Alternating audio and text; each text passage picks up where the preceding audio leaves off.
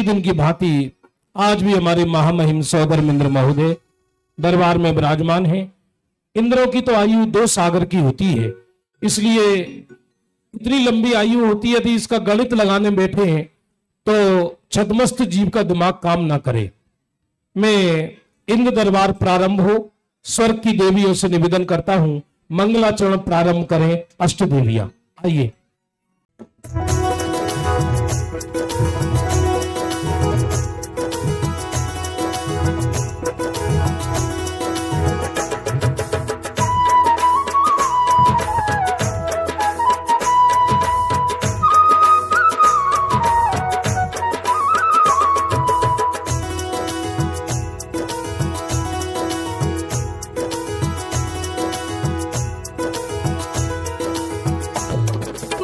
शुभ बेला आई रे मंगल शुभ बेला, मंगल शुभ बेला आई रे मंगल संदेशा लाई।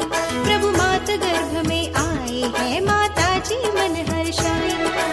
आयो आयो गर्भ कल्याण आनंद बरस रहा, आनंद बरस रहा। आयो आयो गर्भ कल्याण आनंद बरस रहा, आनंद बरस रहा।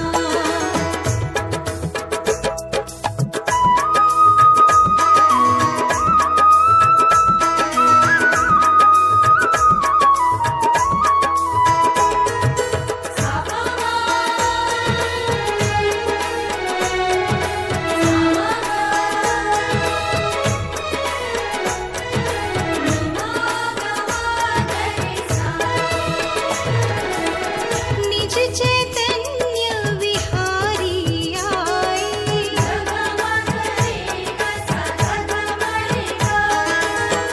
निज चैतन्य विहारी आए। वसुधा झूमे हर्ष मनाए, वसुधा झूमे हर्ष मनाए, वसुधा झूमे हर्ष मनाए। गाओ गीत मंगल मल्हार आनंद बरस रहा, आनंद बरस रहा। मंगल शुभ बेला आई रे मंगल संदेशा लाई। प्रभु मात गर्भ में आए रे माता जी मन हर्षाए। आयो आयो गर्भ कल्याण आनंद बरस रहा, आनंद बरस रहा।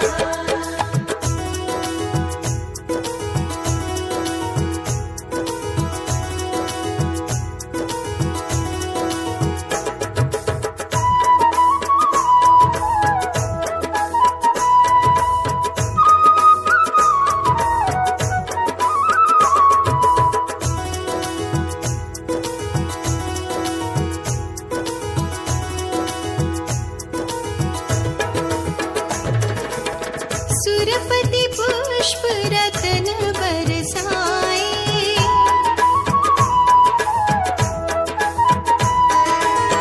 सुरपति पुष्प रतन बरसाए। सुरबाला माँ सेव रचाए, सुरबाला माँ सेव रचाए, सुरबाला माँ सेव रचाए। गुंजा नभ प्रभु जयकार आनंद बरस रहा, आनंद बरस रहा। मंगल शुभ बेला आई रे मंगल संदेशा लाई। प्रभु मात गर्भ में आए रे माता जी मन हर्षाए। बताओ 6 साल की बच्ची है, जरा जोरदार ताली बजा के। यहां पर अष्ट देवियां सब 12 बरस से नीचे की बनी है। यहाँ पर जितनी भी अष्ट देवियां हैं सब 12 बरस से नीचे की बनी है। और जरा दोनों हाथ उठाकर जोरदार तालियां बजाएं। ये विराग जी कह रहे 6 बरस की है।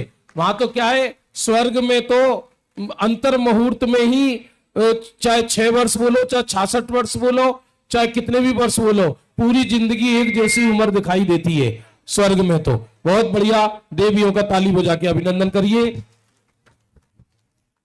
और मैं महामहिम सौदर इंद्र महोदय से निवेदन करता हूं, भैया माइक,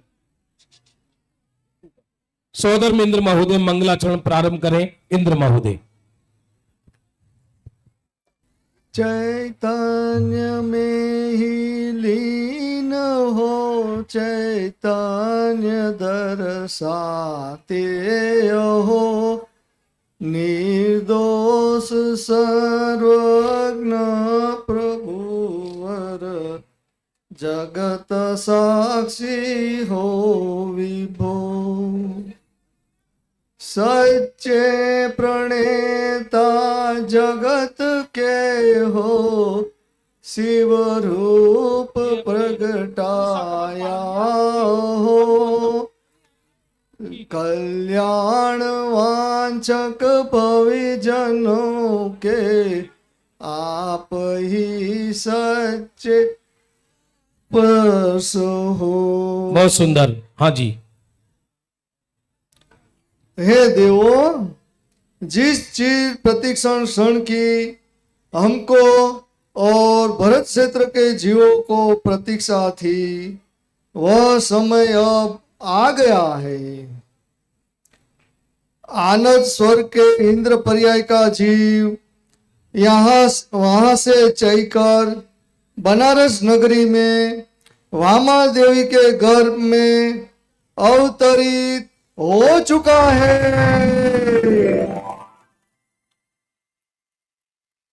यह महान जीव आज से 9 महीने बाद माता वामा देवी की कुक्षी से जन्म लेकर भरत वसुधा को धन्य करेगा। हाँ, इंद्र महोदय जरा जय लगवाए गर्भ कल्याणक की। बोलो पारसनाथ भगवान का गर्भ कल्याणक की जय हो। हाँ जी, सची इंद्राणी जी।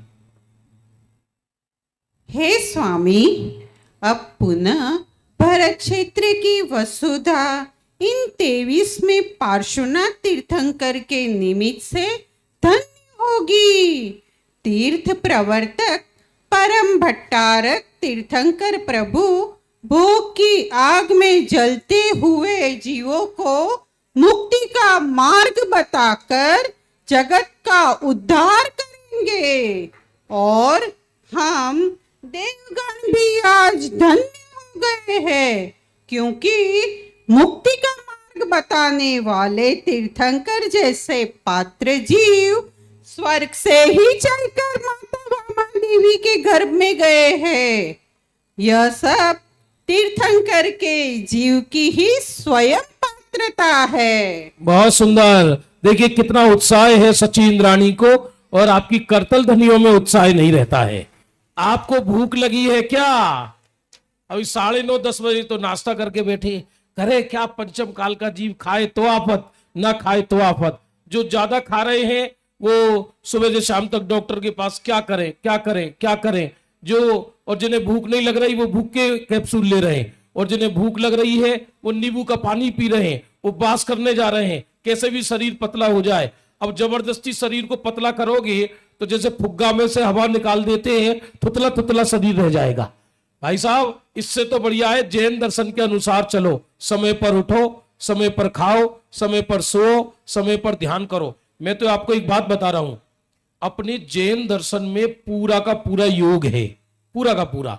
आज लोग बीमार क्यों हो रहे हैं? इसलिए हो रहे हैं कि जैन दर्शन के अनुसार नहीं चल रही। अब सुबह सुबह से अनुलोम विलोम करने लगे, धड़ाधड़ धड़ाधड़ धड़ाधड़।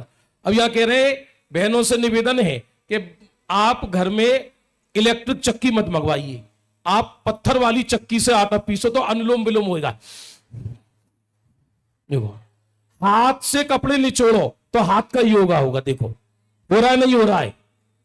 आप कपड़े हाथ से झटको तो कपाल भाती होगी। बोलो होगी नहीं होगी? हाँ, तो मेरे अनुसार चलिए आप। हाँ जी, सौदरविंद्र महोदय। हे देवो, आज आत्मज्ञानी तीर्थंकर जीव के प्रताप से गर्भ प्रसंग भी कल्याण रूप हो गया है, कल्याणक रूप हो गया है। यह सब भेद विज्ञान और आत्म ज्ञान का ही कमाल है। इस प्रसंग पर तत्व चर्चा प्रारंभ की जाए। हाँ, बहुत सुंदर तत्व चर्चा प्रारंभ की जाए। और आइए देवी नंबर 2। तीर्थंकर आए हैं, तीर्थंकर आए हैं। अरे कैसे बैठे हो? हाथ खोलो जरा। तीर्थंकर का जीव जो है अवतरित हुआ है। हाथ ऊपर करके तीर्थंकर आए हैं, तीर्थंकर आए हैं। ओ माता तेरे उदर में तीर्थंकर आए हैं, ओ माता तेरे उदर में तीर्थंकर आए हैं। एक बात अभी आपको योगा की बताइए। हाथ खोल जरा अपने, बिना उसके ही आपको योगा को जरा 1 2 एक बार कीर्तन की स्टाइल में कैसे बैठे हो आप? जरा हाथ खोल लो अपने, ऐसे काम नहीं चलेगा। पीछे से तीर्थंकर आए हैं, तीर्थंकर आए हैं। ओ माता तेरे उदर में तीर्थंकर आए हैं, ओ माता तेरे उदर में तीर्थंकर आए हैं। ऐसे ही आप जो है उत्साह बना रहे। एक बार जरा बिना म्यूजिक के 1 कैसे बैठे हो भाई? जरा आपके जो है वेरी गुड 1 2 तीर्थंकर आए हैं, तीर्थंकर आए हैं। देखो नीमच नगर में तीर्थंकर आए हैं, देखो नीमच नगर में तीर्थंकर आए हैं, देखो नीमच नगर में तीर्थंकर आए हैं। Very good. हाँ जी। हे देव, मैं सिद्धों के समान हूँ, ऐसा जानकर मन आनंद से झूम उठता है। मैं सिद्धों के समान हूं ऐसा जानकर मन आनंद से झूम उठता है। देखिए, आप बड़ा सुंदर द्रव्य दृष्टि प्रकाश की चर्चा है, आप आनंद लीजिए इस चर्चा में। देव सिद्ध से मैं भी अधिक हूँ, क्योंकि सिद्ध तो एक समय की पर्याय है और मैं तो ऐसे अनंत पर्यायों का पिंड हूँ। पर्याय में तीव्र अशुभ परिणाम हो या उत्कर्ष शुद्ध पर्याय हो, मेरे में कुछ भी बिगाड़ सुधार नहीं होता। मैं तो वैसा का वैसा ही होता हूँ। वाह, देखिए, यदि आपको द्रव्य दृष्टि में थोड़ा सा आनंद आता है, वैसी पकड़ है आपकी, तो आपको तत्व चर्चा सुनने में बड़ा आनंद आएगा। यहाँ क्या कहते हैं? मैं सिद्धों से भी अधिक हूं, क्योंकि सिद्ध तो एक समय की पर्याय है, मैं तो ऐसी ऐसी अनंत पर्यायों का पिंड हूं। मैं इस सभा में जानना चाहता हूं, ये जो आप उत्तर सुन रहे हैं, ये किस महापुरुष के हैं? तो मुझे आनंद होगा कि आपको ये बात मालूम है। हाँ, पूज्य निहाल चंद जी सोगानी। एक बार जरा मिलकर बोल दो ये वाक्य। पूज्य निहाल चंद जी ऐसे ऐसे बोल हैं कि बूढ़ा व्यक्ति जवान हो जाए और उसको ऐसा लगे क्या अमर तत्व मिला है। आइए नेक्स्ट 3 नंबर के देव देवी। हो कैसो सुंदर अवसर आयो रे, ज्ञान स्वभावी आत्मा हर मन में भायो रे। कैसो सुंदर अवसर आयो रे, ज्ञान स्वभावी आत्मा हर मन में भायो रे। हर मन में भायो, मन में भायो, अधिक सुहायो रे। मन में भायो, मन में भायो, सुहायो रे। कैसो कैसो कैसो सुंदर अवसर आयो रे, सन सुहावी आत्मा मोर मन में भायो रे। हाँ जी। हे देव, आत्म कल्याण के लिए हमें कितनी देर तक सत्य तत्व सुनना चाहिए? आत्म कल्याण के लिए हमें कितनी देर तक सुने? लोग कहते हैं स्वाध्याय करो, स्वाध्याय करो। अब आजकल तो लोग 2-2 4-4 6-6 घंटे यूट्यूब पर लगे रहते हैं। हम तो सोते भी, खाते भी, पीते भी। हम तो 2 घंटे सुबह सुनते हैं, 2 घंटे दोपहरी को सुनते हैं, 2 घंटे शाम को सुनते हैं, और हम गहरा स्वाध्याय करते हैं, गहरा स्वाध्याय करते हैं। और आप कहते हो रुचि नहीं है, तो क्या करें? हम मर जाएं क्या? 6-6 घंटे तो सुनना है, हमारे प्राण लोग है क्या? इनका प्रश्न है, हम कितनी देर सुने आत्म कल्याण के लिए? ये देवी सुन करके मिल जाएगा, यह दृष्टि ही झूठी है। कार्य सिद्धि अपने से ही होगी। सुनना, सुनाना, पढ़ना ये सभी बेकार है। ये हो भले ही हो, लेकिन उनका खेद होना चाहिए। निषेध आना चाहिए। मैं पहले तो सब सुन लूं, पीछे पुरुषार्थ करूंगा, ऐसे पीछे वाले सदा पीछे पीछे ही रहेंगे। यहाँ तो वर्तमान इसी क्षण से ही करने की बात है। जोरदार। मंगलीय अवसर मंगलीय अवसर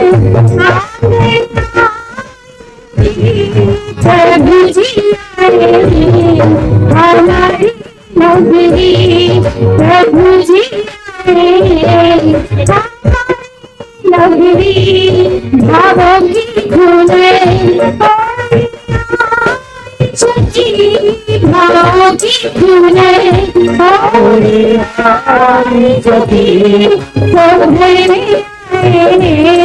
बनारस नगरी सुंदर में बनारस नगरी।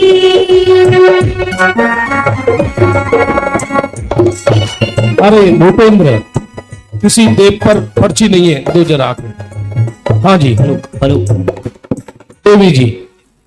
हाँ जी। हे स्वामी, हमारी दृष्टि किस प्रकार की होनी चाहिए कि शीघ्र हमें मोक्ष की प्राप्ति हो? हाँ, हमारी दृष्टि किस प्रकार होनी चाहिए जिससे शीघ्र ही हमें मोक्ष की प्राप्ति हो सके? देव महोदय। में मुक्त हूँ, आनंद की मूर्ति हूँ, आनंद से भरचक समुद्र हूँ, ऐसे दृष्टि हो तो फिर मोक्ष से भी प्रयोजन नहीं। मोक्ष हो तो हो, ना हो तो भी क्या। मेरे को तो वर्तमान में ही आनंद आ रहा है कि पर्याय में तो मोक्ष होगा ही, लेकिन मेरे को तो उससे भी प्रयोजन नहीं। जोरदार ताली बजा के स्वागत करो। अरे भाई साहब, मोक्ष की दृष्टि से मोक्ष नहीं होता।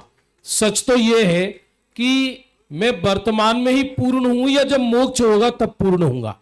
जो अपने को वर्तमान में पूर्ण स्वीकार करता है उसको मोक्ष होता ही होता है, और मोक्ष की लालसा से अपने को पूर्ण स्वीकार करे तो उसको कभी मोक्ष नहीं होता है। आइए 5 नंबर के देव देवी। चिदानंद चैतन्य प्रभु का हो, चिदानंद चैतन्य प्रभु का कर ले तू गुणगान। कितना अवसर मिला महान, कितना अवसर मिला महान, कितना अवसर मिला महान, कितना अवसर मिला महान। छोड़ राग रुचि घातक है, अति कर ले आत्मध्यान। कितना अवसर मिला महान, कितना अवसर मिला महान। हाँ जी, ये देखो, अब इन देवी को समझ में आ गया, उन्होंने माइक सीधा कर लिया। मैंने कहा ना, ये बहुत बड़ी ट्रेनिंग हो जाती है। बोलो। हे देव, आत्मा में पुनः पुनः जाने का कारण क्या है? हाँ, आत्मा में पुनः पुनः अंदर जाने का। भाई, अनंत सिद्ध तो सदा काल आत्मा में ही रहेंगे, और 8वें गुण स्थान से शुद्धोपयोग रूप अवस्था ही रहती है साधी अनंत काल के लिए। लेकिन जो सम्यक दृष्टि जीव है, 5म गुण स्थान वर्ती है, मुनि भगवान है, उनको शुद्धोपयोग भी होता है, शुभोपयोग भी होता है, और घर गृहस्थी वाले को तो अशुभ उपयोग भी होता है। तो जो घर गृहस्थी वाले ज्ञानी हैं, वो शुभाशुभ उपयोग में आने के बाद भी दोबारा आत्मा में अंदर चले जाते हैं। उसका कारण क्या है? ये बहुत बढ़िया प्रश्न है देव महोदय। जब एक बार आनंद की घूंट पी ली तो बार बार वही घूंट पीने के लिए अपनी ओर आना ही पड़ेगा। दूसरी किसी जगह परिणति का रस आएगा ही नहीं। बार बार अपनी ओर आने का ही लक्ष्य रहेगा, दूसरे सब रस उड़ जाएंगे। हाँ, एक बार जब आनंद का रस पी लिया, स्वरूप का रस पी लिया, तो बाहर भोगों की भट्टी में रुचेगा ही नहीं। कदाचित गया भी तो कुछ क्षण बाद फिर अंदर आ जाएगा। एक बार स्वरूप का स्वाद ला गया तो फिर जगत का रस खत्म हो जाता है। आइए 6 नंबर फटाफट। आत्म से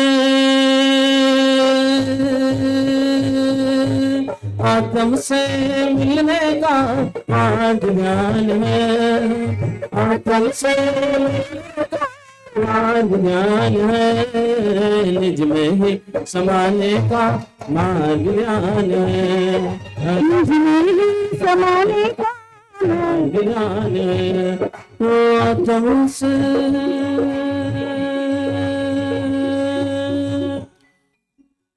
हाँ जी। हे देव, निर्विकल्प उपयोग में कैसा आनंद होता है? ये कितने गहरे गहरे प्रश्न चल रहे हैं, साधारण बात नहीं है। इसे पूरी जिंदगी सेमिनार में निकल जाए और उत्तर नहीं आ पाए कि निर्विकल्प उपयोग में कैसा आनंद आता है। हाँ जी, देव महोदय।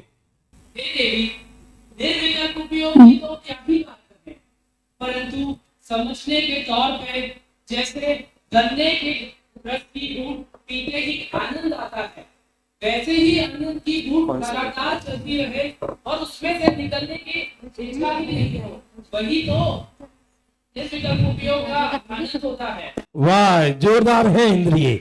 कहाँ से पधारे आप, कहाँ के हो? अच्छा, भीलवाड़ा से। भीलवाड़ा में पंच कल्याणक हो चुका, एक बार हम गए थे वहां पर, तो भीलवाड़ा के काफी लोग बैठे हुए, जरा हाथ उठाइए भीलवाड़ा वाले लोग। ओ भैया, बहुत लोग हैं यहाँ तो। अच्छा, सिंगोली वाले हाथ उठाओ। अरे बाबा, हाँ जी, बिजौलिया वाले, अरे बाबा, बिजौलिया, सिंगोली, भीलवाड़ा है, कोटा वाले है क्या? अरे कोटा वाले भी बहुत है, कोटा वाले हाथ उठाओ। अरे देखो तो सही। हाँ जी, पिड़ावा भी बहुत बेटे। हाँ जी, चलिए, बहुत सुंदर। आइए नेक्स्ट देव देवी। हो गायक भजले भाया, गायक भजले, गायक भजले भाया, गायक भजले, जरा तो माया मारे, गायक भजले, जरा तो माया मारे, गायक भजले। हाँ जी, देवी जी, देखिए बड़ा समय से कार्यक्रम चल रहा है, ये सब आप 15-20 मिनट और चलेगी, इसके बाद यह गर्भ कल्याणक की पूजन होगी, कलशों की शुद्धि होगी। हाँ जी, बोलिए।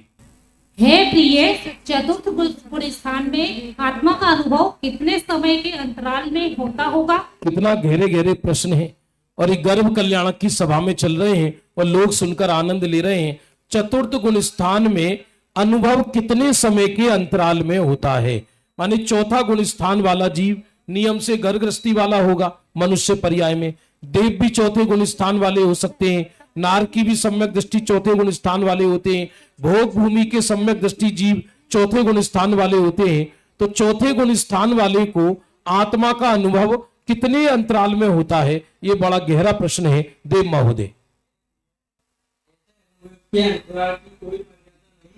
यदि किसी विशेष सुख में हो तो ऐसे विचार लंबे समय तक हो सकता है, और यदि सुख में हो तो बार बार हो सकता है, किसी को भी हो सकता है। हाँ, ऐसा कोई नियम नहीं है कि चौथे गुण स्थान वर्ती यदि मान लो किसी विशेष अशुभ में है, और जैसे रामचंद्र जी थे, सीता के लिए विलाप कर रहे हैं, हमारी सीता कहाँ है, हमारी सीता कहाँ है, वहां शुद्धोपयोग थोड़ी होगा। लेकिन और मान लो जिन मंदिर में है, स्वाध्याय आदि कर रहे हैं, शुभोपयोग में है, तो जल्दी शुद्धोपयोग हो सकता है। किसी को एक दिन में 10 बार भी हो जाए, महीने में 10 बार भी हो जाए, किसी को 6 महीने में भी एक बार हो, ऐसा कोई विशेष नियम नहीं है। चिंतन और उपयोग पर निर्भर करता है, उसके पुरुषार्थ पर निर्भर करता है। आइए 8 नंबर के देव देवी, ताली बजा के अभिनंदन। साधर मेरे पंच कल्याण आया, साधर मेरे पंच कल्याण आया, मैं सचमुच मैं सब सुख मैं निज विभव को पाया, हमारा मेरी भला था। ये इंद्र इंद्राणी हमारे कोलकाता से पीयूष जी हैं। पीयूष जी बैठेगा यहाँ पर, कहाँ गए पीयूष जी? हाँ, उनके बहू रानी, उन पीयूष जी के ये ना आप कहाँ, कौन के? लो हद हो गई। अब मेरे को ध्यान नहीं रहता ना, मुझे तो सभी देव देवी एक जैसे ही लगते हैं। हाँ जी, बोलिए साहब। हे प्राणनाथ, हमें आत्मा की रुचि क्यों नहीं होती? हाँ, अब देखो ये देवी कितनी सच्ची है। नहीं तो क्या होता है, कई लोग ऐसे तो प्रदर्शन वाले कि हमें तो 24 घंटे रुचि है। इन्होंने तो अपने मन की सीधी बात बता दी, हमें आत्मा की रुचि क्यों नहीं होती है। देव महोदय बोलिए।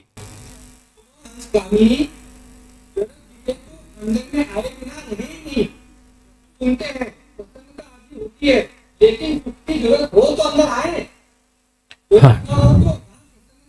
ठीक माने, लाभ है, नुकसान तो नहीं, मात्र ऐसा भाव से ही संतोष मान लेता है। बहुत सुंदर, बहुत सुंदर। क्या है, जरूरत दिखे तो अंदर आए बिना रहे नहीं। सुनते हैं, प्रसन्नता आदि होती है, लेकिन सुख के, सच्चे सुख की जरूरत हो तो वो अंदर आए, लेकिन सच्चे सुख की जरूरत नहीं है, शुभ भाव में ही संतुष्ट हो जाता है, इसलिए अंदर नहीं आ पाता है। आइए देव देवी नंबर 9। आनंद स्रोत बह रहा और तू दास है, अचरज है जल में रह के भी मछली को प्यास है, अचरज है जल में रह के भी मछली को प्यास है। हाँ जी देवी जी। हे देव, परिणाम अंदर जमते नहीं, बाहर क्यों दौड़ते हैं? हाँ, परिणाम अंदर जमते नहीं, बाहर क्यों दौड़ते हैं। परिणाम कहो, उपयोग कहो, भाव कहो, कॉन्सेप्ट कहो, विचार कहो, एक ही बात है। देखिए उत्तर सुनिए।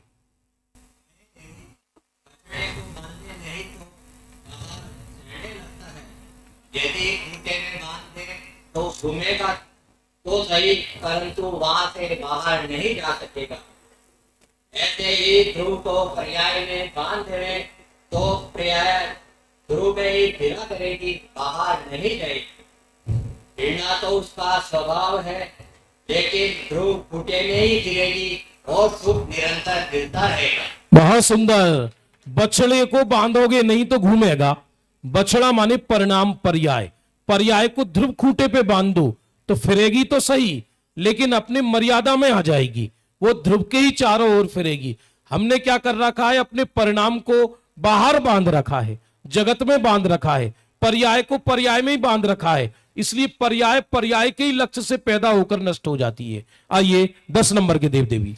धिक धिक जीवन समेकित देना, धिक धिक जीवन समेकित देना, अरे धिक धिक जीवन समेकित देना, धिक धिक जीवन समेकित देना।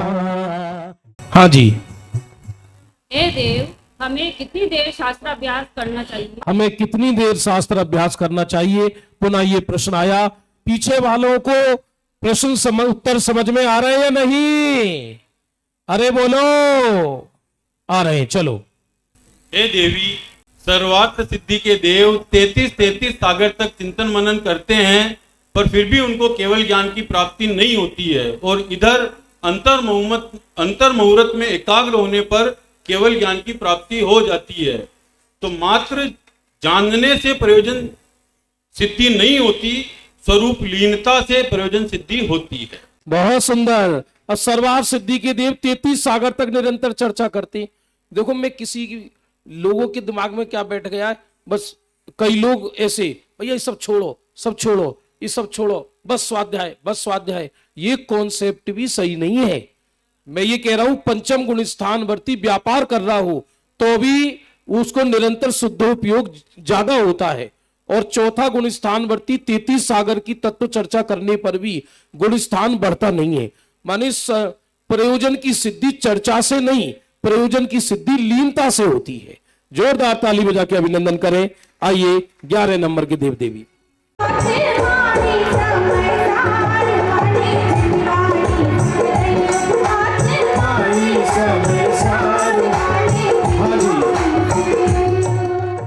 हाँ जी, देखिए इन देवी जी का क्या प्रश्न है। हे स्वामी, तो ठीक है, शास्त्राभ्यास से ज्यादा लाभदायक चिंतन और मनन को मानना चाहिए, क्या यह बात सत्य है? लो, ये देवी कह रही है चलो ठीक है, शास्त्राभ्यास से भी ज्यादा लाभ नहीं है तो चिंतन मनन तो करना चाहिए ना, उससे ज्यादा लाभ होना चाहिए। और लोग ऐसा उपदेश देते भी है, चिंतन करो, मनन करो, और चरणान योग में कहा भी है करना ही चाहिए। तो देखिए देव महोदय क्या उत्तर देते हैं। हे देवी, ज्ञान अपना स्वभाव है कि नहीं? स्वभाव तो ज्ञान होता ही है, करना चाहिए। इसमें तो वचन पर्याय पर चला जाता है और अक्रिय आत्मा सारा पड़ा रह जाता है। मैं वर्तमान में ही अक्रिय हूँ, कुछ करना ही नहीं है। ऐसी दृष्टि होने पर ज्ञान क्रिया सहज उत्पन्न होती है, जानने आदि का विकल्प भी आता है, परंतु इस वचन पर नहीं जाना चाहिए, यह सब गौण रहना चाहिए। जोरदार ताली बजा के स्वागत करें। अरे भाई साहब, चिंतन चिंतन चिंतन चिंतन आर्टिफिशियल चिंतन होता ही नहीं है। कोई क्या चिंतन करो, अब उसे आत्म तत्व के तो बारे में पता नहीं है, क्या चिंतन करेगा वो? जैसे कन्या की सगाई हो जाए अब उससे कोई करोड़ बार ये कहे कि पति देव को याद मत करना, तो भी उसको पति की याद आएगी आएगी। ऐसी जिसको ये पता पड़ गया कि मैं चैतन्य स्वरूप भगवान आत्मा हूं, तो उसको चिंतन स्वयं चलेगा, कृत्रिम रूप से नहीं, स्वयं चलेगा। और जिसने अभी चैतन्य को ही नहीं पकड़ा, वो चिंतन की जगह उल्टी सीधी बातों को पकड़ेगा। इसलिए आजकल चिंतन की बड़ी महिमा चल गई। उनका चिंतन बहुत अच्छा है, हमें नहीं चाहिए किसी का चिंतन। हमें तो जो सर्वज्ञ देव ने कहा है, महापुरुषों ने कहा है, उससे यदि विचार मिलते हैं तो वो चिंतन काम का है, वरना ये चिंतन लोगों को डुबा देगा। ऐसा है। जोरदार ताली बजा के अभिनंदन करें। आइए 12 नंबर के देव देवी। दुविधा कब जय है जा मन की, दुविधा कब जय है जा मन की। हाँ जी देवी जी। हे देव, यदि आत्मा ही उपादेय है तो फिर मुनिराज उपदेश क्यों देते? यदि मात्र आत्म स्वभाव में रहना ही उपदेश उपादेय है, तो फिर बीतरागी मुनिराज भी उपदेश देते ना, क्यों देते हैं? हे देवी, चेंज कर दिया। आचार्य भगवान निरंतर अमृत रस पीते रहते हैं, अमृत रस में ही मग्न रहते। चेंज कर दिया है। जैसे अच्छा वो भोजन चेंज करते मत करो, समय फ्रीक्वेंसी। अपने कौटुंबिक जन की याद आती है, तेरी आचार्य देव श्री करुणा आती है कि भाई तुम्हारा पास भी आनंद का दरिया पड़ा है, तुम भी उसमें पियो। हाँ, आचार्य भगवान निरंतर अमृत, देखो क्या कर दिया यार, अमृत रस का पान करते हैं, अमृत रस में ही मग्न रहते हैं। जैसे कुटुंबी जनों की याद आती है लोग रागियों को, वैसे ही आचार्य देवों को करुणा आती है। आप जानते हो, करुणा पूर्वक बोला गया वचन ही उपदेश सम्यक्त में निमित्त होता है, देशना लब्धि में निमित्त होता है। अपनी पंडिताई दिखाने के लिए बोले तो वो सम्यक्त में निमित्त नहीं होता, भले ही वो मैं सही या कोई और सही। करुणा पूर्वक बोले गए वचन ही सम्यक्त में निमित्त होते हैं। समझ में आ रहा या नहीं आ रहा? आइए 13 नंबर के देव देवी।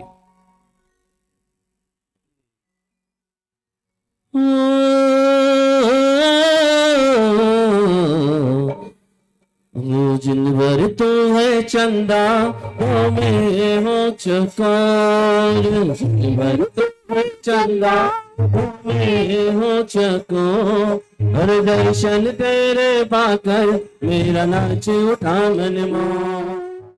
हाँ जी देवी जी। हे स्वामी, रागी हमारा शत्रु, वास्तव में शत्रु है, तो फिर इस राग को मिटाने का क्या उपाय है? राग ही वास्तव, जो किसी पड़ोसी को शत्रु मानता है, किसी व्यक्ति को शत्रु मानता है, वो तो जिन धर्म के बाहर है। कौन शत्रु कौन मित्र? लोक में दुनिया में सबसे बड़ा मित्र माँ को कहा जाता है, लेकिन पाप का उदय आए तो वो माँ भी कलेजा खा जाए। और सुकौशल की माँ ने सुकौशल का ही कलेजा खा लिया व्याघ्री बन के। और कोई कहे कि नहीं, दुनिया में बेटा और बाप का बहुत बड़ी मित्रता होती है। यदि कोई ऐसा है तो राजा श्रेणिक के पुत्र ने ही राजा श्रेणिक को जेल में डाल दिया। तो लोक में पुण्य पाप से शत्रु मित्र बनते हैं। सच देखा जाए, कोई ना शत्रु है ना कोई मित्र है। ज्ञानी यदि किसी को शत्रु मानते हैं तो राग को मानते हैं। तो राग हमारा वास्तव में शत्रु है, तो राग मिटाने का क्या उपाय है देव महोदय? हे देवी, ज्ञानी की राग के प्रति पीठ होती है, मुख नहीं होता। अंदर के मुख होने से राग स्वयं छूट जाएगा। राग को कम करूं छोड़ू ऐसा तूफान नहीं होता है। राग को कम नहीं करना और लंबाना भी नहीं है। स्वभाव का बल बढ़ते बढ़ते राग को कम होता जाता है। ज्ञान का परिणाम अर्थात स्थिरता, बस यही एकमात्र राग को नाश का उपाय है। राग को कम करूं ऐसा कर्तव्य भाव अपने यह कोई उपाय नहीं है। बहुत बढ़िया। ये देखिए, मैं राग नहीं हूं, पहले तो ये निर्णय करो। अब जब राग को गे कोटि में पटक दिया, तब होए तो क्या आफत, नहीं होए तो क्या आफत। स्वभाव की ओर बल बढ़ा, मैं स्वभाव में चिन्ह मात्र हूं, तो राग अपने आप ही नाश हो जाएगा। राग को नाश करूं ऐसे ज्ञानी के अंदर तूफान नहीं होता। आइए 14 नंबर के देव देवी। ज्ञानी ने अपने ज्ञान में हो, ज्ञानी ने अपने ज्ञान में निज आत्मा देखा, पर से भिन्न स्वयं का बस शुद्धात्मा देखा, ज्ञानी के केवल ज्ञान में हो, ज्ञानी के केवल ज्ञान में अरहंत बैठे हैं, अरहंत बैठे हैं, स्वयं भगवंत बैठे हैं। हाँ जी। हे नाथ, क्या वीतरागी भगवान हमारे दुख दूर नहीं कर सकते? हाँ, अब इनका प्रश्न है कि बीतरागी भगवान हमारे दुख दूर नहीं कर सकते। भाई साहब, मंदिरों में जो ये भीड़ दिखाई देती है ना दुनिया में, ये धर्मियों की नहीं, ये भयभीत लोगों की है। क्योंकि डरा हुआ व्यक्ति भगवान की चरण, ज्ञानी भी भगवान के पास आता है और अज्ञानी भी भगवान के पास आता है। अज्ञानी डरा हुआ है इसलिए आता है, और ज्ञानी को भगवंतों से प्रेम है कि ये जानकर के मुझे इन जैसा बनना है, ये मेरे आदर्श हैं। तो इनका प्रश्न है, क्या बीतरागी भगवान हमारे दुख दूर नहीं कर सकते? देव महोदय। ये कैसा प्रश्न रख दिया? बीतरागी भगवान से राग की अपेक्षा करना मूर्खता है। वे तो तुम्हें जवाब तक भी नहीं देंगे। 3 काल के देव मिलकर भी एक समय के पर्याय को इधर से उधर नहीं कर सकते, तो फिर सुख दुख की तो बात ही क्या? जोरदार ताली बजा के स्वागत करें। तीनों काल के मिलकर सर्वज्ञ देव, ये स्वर्ग के देवों की बात नहीं चल रही, तीनों काल के मिलकर देव एक पर्याय को इधर से उधर नहीं कर सकते। आज डॉक्टर मनीष जी ने लिया था ना व्याख्यान के समयों एक बड़े नहीं घटसी, जो सुख दुख की पीड़ा रे, और हमको कछु बहनारे, जान लियो संसार। क्या गजब की बात थी। एक पर्याय मिलकर अनंत चतुष्टय के धनी तीर्थंकर के एक रोम में, फिर से सुनना, सर्वार सिद्धि के देवों में इतना, सौधर्म इंद्र में इतना बल होता है कि 13 द्वीप को पलट दे, और 16वें स्वर्ग के देवों में इतना बल होता है मध्य लोक को तस्त्री की तरह पलट दे, और सर्वार सिद्धि के देव में इतना बल होता है कन्नी उंगली पर तीनों लोक को उठा ले।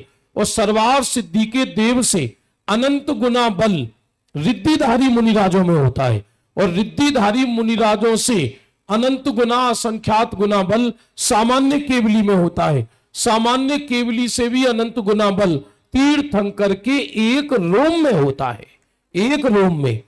और एक रोम में इतना बल तो सारे रोम में कितना बल? जब सारे रोम में इतना बल तो पूरे शरीर में कितना बल? जब शरीर में इतना बल तो अनंत वीर्य की पर्याय का कितना बल? जब अनंत वीर्य की पर्याय का इतना बल तो अनंत वीर्य की पर्याय जिस केवल ज्ञान पर्याय से टिकी है, उस केवल ज्ञान पर्याय का कितना बल? जब केवल ज्ञान पर्याय का इतना बल तो जिस ज्ञान गुण से वो केवल ज्ञान पर्याय आ रही है, तो उस ज्ञान गुण का कितना बल? जब ज्ञान गुण का इतना बल तो अनंत गुणों को पिए बैठा चैतन्य सम्राट भगवान आत्मा, उसका कितना बल?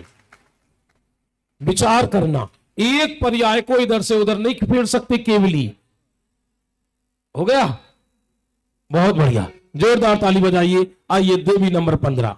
गर्भ कल्याणक आज, गर्भ कल्याणक आज, पाश जिन राज इंद्र शचियावती, देव देवी आज उतारे आरती, उतारे आरती।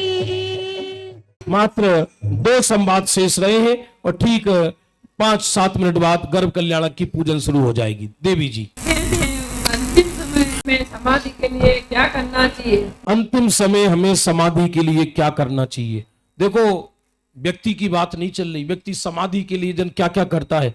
अब तो समाधि के लिए मकान भी बनवाता है कि मैं इसमें समाधि करूंगा। समाधि के लिए पलंग, अरे भाई साहब, इन साधनों से समाधि होती है क्या? आज तक विश्व में समाधि के साधनों से समाधि हुई है क्या किसी की? कोई एक सिंगल भी उदाहरण मिलेगा तीनों काल में? मिलता हो तो मुझे बता देना।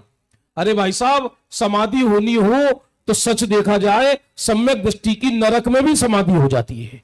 अरे, और उसके पास एक भी साधन नहीं है समाधि का, ना कोई सुनने वाला ना कोई सुनाने वाला। ये तो आत्म रुचि पर निर्भर करता है समाधि का पूरा वो, और बुद्धि पूर्वक एक अलग बात होती है।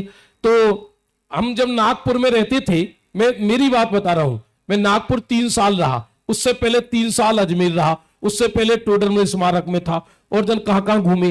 तो हमारे राकेश जी भाई साहब हो सकता है सुन रहे हो, तो बड़ी अच्छी समाज है नागपुर मुमुक्षु मंडल।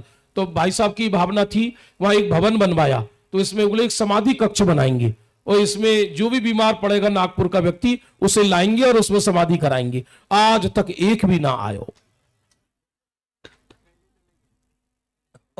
अरे भाई साहब, लोग आईसीयू में ले जाते हैं, लोग इधर उधर ले जाते हैं।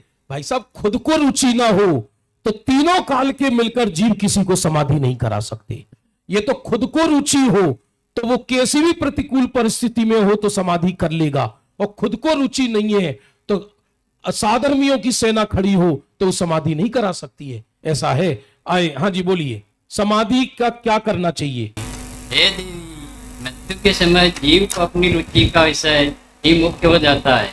अन्य सभी चीजों से रुचि हट जाती है। जिसकी रुचि थी उसकी एक चीज की मुख्यता हो जाती है। ऐसे जीव को आत्मा की रुचि है, उसको मृत्यु के समय अपना आत्मा ही मुख्य हो जाता है।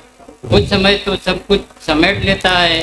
दूसरे से कहिए कि मुझे सुनाओ तो उसकी योग्यता भी उसी प्रकार की है, तभी ऐसा विकल्प आता है। हाँ, ये बहुत बड़ी बात है। ये मृत्यु के समय जो आपके पूरे जीवन भर की रुचि थी वो मुख्य हो जाती है।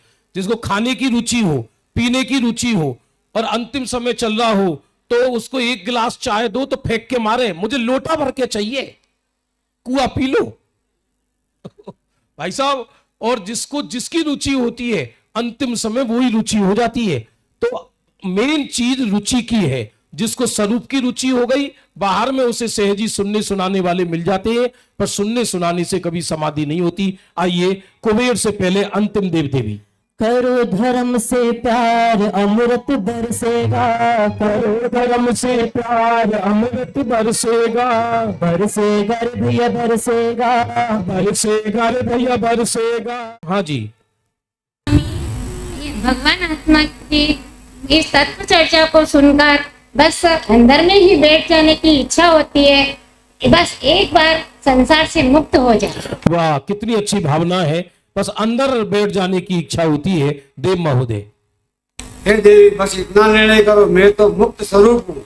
इतने मात्र से सब मार्ग खुल जाएंगे। तो चर्चा की वो सभी पर्याय दृष्टि है, चैतन्य की रुचि होनी चाहिए, चर्चा की नहीं। मैं तो अंदर ही बैठा हूँ, बाहर निकला ही नहीं। ये ऐसी लाइन है, केवल ज्ञान हो जाए और यह पंच कल्याणक में आना सार्थक हो जाए।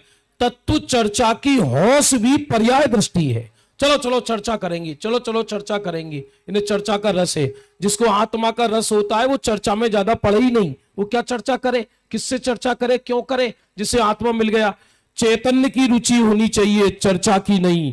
मैं तो अंदर ही बैठा हूं, बाहर निकलना ही नहीं है। ऐसा है। जोरदार ताली बजा के अभिनंदन करें। अंत में कुबेर कुबेरानी आ रहे हैं। और 15 मास रतन की बरसा, 15 मास रतन की बरसा, तिरुपति करते हर्षा हर्षा, तिरुपति करते हर्षा हर्षा। हो रही जय जयकार रे, हो रही जय जय, हो रही जय जयकार रे, हो रही जय जयकार रे। हाँ जी, चलिए देखो जी, वास्तव में इन रत्नों का कॉन्सेप्ट ये है कि जिस नगर में तीर्थंकर जन्म लेंगे उस नगर में किसी को सुख सुविधा की कोई कमी नहीं रहती है, कोई निर्धन नहीं रहता है। अब जहां तीर्थंकर जन्मे कौन निर्धन रहेगा? तो इधर पूरी नगर सोने चांदी की रत्नों की बन जाती है, उधर आकाश से देव लोग रत्न बरसाते हैं। अब ये तो क्या है, किसी पे कोई कमी नहीं है, तो अब काम बचा नहीं कमाने धमाने का, तो क्या करें कि सबके सब भगवान का प्रवचन सुनने जाते हैं। अब दुकान चले नहीं, कर्जेदार सर पे खड़े हो, उनसे कहे प्रवचन सुनने चलो, तुम ही जाओ भैया। तो ये किसी को सुख सुविधा की कोई कमी नहीं रहती, इसी का नाम है रत्न बरसा। बोलिए कुबेरानी जी। हे धनपति, यह तत्व चर्चा सुनकर मेरा मन तो अंतर्मुख होता जा रहा है, और अंतर्मुख होने की कला सिखाने वाले पाल तीर्थंकर माता वामा देवी के गर्भ में अवतरित हो गए हैं। बनारस में 6 माह पूर्व ही रत्नों की वर्षा होने लगी है। संपूर्ण नगरी में प्रसन्नता का वातावरण हो रहा है। चलो चले अगले 9 माह तक रत्नों की वर्षा निरंतर करते रहे। हाँ, 9 माह तक रत्नों की वर्षा करते रहे। रत्न वर्षा करने वाला बनना है या लूटने वाला बनना है? अरे बोलो। हाँ, करने वाले बनो, लूटने में क्या दम है? नहीं तो सारी जिंदगी लूटते ही रहोगे, दे दे दे दे। हाँ जी, कुबेर महोदय। हे प्रिय, यह सब जड़ रत्नों की नहीं, यह तीर्थंकर की चैतन्य रत्न का कमाल है। सच तो यह है, बनारस नगरी में ने हमने जो रत्न बसाए, उन रत्नों को कोई उठाने वाला नहीं है। यह सब तीर्थंकर के अतिशय एवं तत्व ज्ञान का प्रताप है। बहुत बढ़िया, इसलिए आप अपने पिटारे को वापस ले जाओ। जब कोई उठाएगा ही नहीं तो वैसे पड़े रहेंगे, बिना काम के धूल खाएंगे रत्न। चलिए अपने स्थान पर बैठे। अरे धनपति स्वर्ग पुरी को जाए, धनपति स्वर्ग पुरी को जाए। और सौदर मिंद्र महोदय। हे धनपति। हे धनपति, हम सबको शीघ्र ही बनारसी नगर चल के तिलोक पूज्य माता वामा देवी और महाराजा अश्वसेन को बधाई देने के लिए चलना चाहिए। वहां पर गर्भ कल्याणक महोत्सव की पूजन रचाकर हम सब अपना मोक्ष मार्ग प्रशस्त करेंगे। बहुत सुंदर। गर्भ कल्याणक की पूजन के लिए पूरे इंद्रगण बनारस नगरी चलेंगे। अब सची इंद्राणी जी। हे सुरपति, बाल तीर्थंकर पार्श्वनाथ के अंतिम गर्भावतरण की खुशहाली में हमारे इस स्वर्ग में भी महामहोत्सव मनाया जाए एवं भरत क्षेत्र की बनारस नगरी में मंगल गीत गान सहित बाल तीर्थंकर की महिमा प्रस्तुत की जाए। देखिए, सची इंद्राणी का इतना उत्साह है गजब का। एक बार दोनों हाथ उठाकर हमारे इंद्र महोदय, सौदर इंद्र महोदय और सची इंद्राणी का स्वागत करें। और